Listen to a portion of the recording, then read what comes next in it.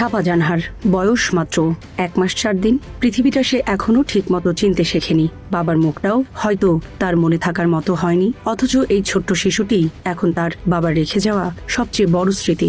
গত রোববার সকাল 10টার দিকে সৌদি আরব থেকে মুঠোফোনে ভিডিও কলে মেয়েকে শেষবার দেখেছিলেন শামীম হোসেন। 1 মাসের শিশুটির মুখ দেখে হয়তো বাবার মন ভরে গিয়েছিল। মেয়ের সঙ্গে কথা বলে আবার কাজে ফিরে গিয়েছিলেন তিনি। কিন্তু কয়েক ঘন্টা পরই সৌদি আরবের রিয়াদ থেকে আসে ভয়াবহ খবর। কর্মস্থলে আগুনে পুড়ে মারা গেছেন Shamim. Premium commercial space is now for rent. Featuring ample parking and excellent accessibility, this 4,200 square foot space is ready. Elevate your business and call us today. 1 মাস আগে যে বাবা মেয়ের জন্মের আনন্দে দূরদেশে বসে নাম রেখেছিলেন ছাপা জানহা, সেই বাবা এবার দেশে ফিরবেন কফিনে করে। মেয়েকে আর কোলে নেওয়া হবে না তার। ঈদের সময় মেয়ের হাতে সোনার চুড়ি পরিয়ে কোলে নেওয়ার যে স্বপ্ন দেখেছিলেন সেটিও অপূর্ণই থেকে গেল। কাঁদতে কাঁদতে শামীমের স্ত্রী মিতু খাতুন শেষ স্বপ্নের কথা বলছিলেন।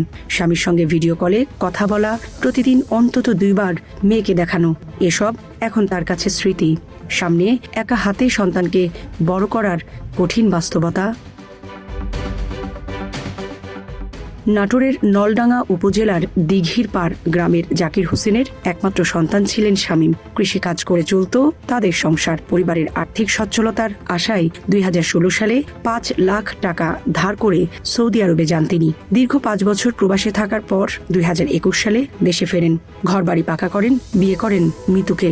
এরপর কয়েক বছর দেশে থেকে আবারও সৌদি আরবে যাওয়ার সিদ্ধান্ত নেন। তখন স্ত্রী অন্তঃসত্ত্বা। মেয়ের জন্মের সময় পাশে থাকতে পারেননি শামীম। দূরদেশে বসেই মেয়ের নাম রাখেন ছাপা জানহা। মেয়ের আগেকার জন্য টাকা পাঠিয়েছিলেন। প্রতিদিন ভিডিও কলে মেয়েকে দেখতেন। সেই দূরত্বটুকু প্রযুক্তির মাধ্যমে পেরিয়ে মেয়ের বেড়ে ওঠার প্রতিটি মুহূর্ত নিজের করে নিতে চেয়েছিলেন। কিন্তু সেই সম্পর্কও হঠাৎ থেমে গেল আগুনের ঘটনায়।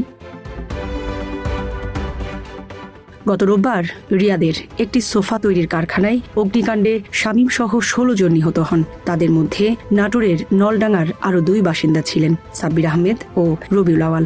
দিঘির পাড় থেকে নৌপথে প্রায় 4 কিলোমিটার পশ্চিমে শ্রীপুর গ্রাম। সেখানেই সাব্বির আহমেদের বাড়ি। শামীমের বাড়ির মতো সেখানেও এখন কান্না আর অপেক্ষা।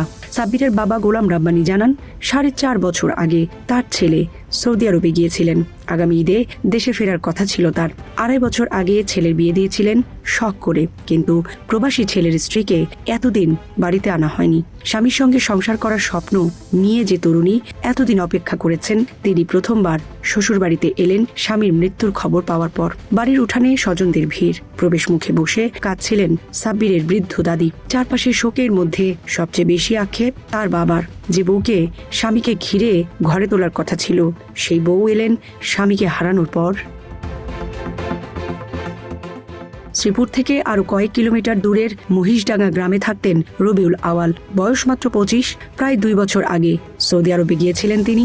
অবিবাহিত রবিউলের দেশে ফেরার পরিকল্পনা ছিল। আগামী ঈদে বাড়ি আসার কথা ছিল তার, কিন্তু সেই ফেরাটা আর হলো না। রবিউল যে কারখানায় কাজ করতেন সেখানে তার ভাইও কর্মরত ছিলেন। অগ্নিকাণ্ডে ভাই বেঁচে গেলেও রবিউল ফিরতে পারলেন না। আকামা না থাকায় সরকারি নিহতের তালিকায়ও তার নাম ওঠেনি।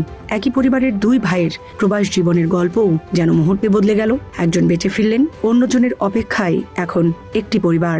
জীবন অবাক না করলে কে করবে? 28% মিল্ক ফ্যাটের অবাক করার সাথে ফ্রেশ মিল্ক পাউডার। জীবন অবাক করুক প্রতিদিন। নলডাঙ্গার 3টি গ্রাম, 3টি পরিবার, 3টি আলাদা স্বপ্ন, কিন্তু 3 বাড়িতেই এখন একই শোক। কেউ মেয়ের জন্য সোনার চুড়ি নিয়ে দেশে ফেরার অপেক্ষায় ছিলেন, কেউ স্বামীর ঘরে প্রথমবার বউকে তুলে আনার স্বপ্ন দেখেছিলেন, কেউ আবার ঈদের ছুটিতে বাড়ি ফেরার পরিকল্পনা করেছিলেন। প্রবাসী জীবন তাদের কাছে ছিল পরিবারের ভবিষ্যৎ বদলে দেওয়ার পথ। সেই আশাতেই কেউ ঋণ করে বিদেশে গেছেন, কেউ বছরের পর বছর স্ত্রী সন্তান থেকে দূরে থেকেছেন। দেশে থাকা পরিবারগুলোও অপেক্ষা করেছে একটি ফোন কল, একটি ভিডিও কল, কিংবা ঈদের ছুটিতে প্রিয় মানুষটির ফিরে আসার জন্য। কিন্তু সৌদি আরবের একটি কারখানার আগুন প্রতি মুহূর্তেই সেই অপেক্ষাকে পরিণত করেছে শোকে। সামরিনা প্রীতি, ঢাকা এক্সপ্রেস।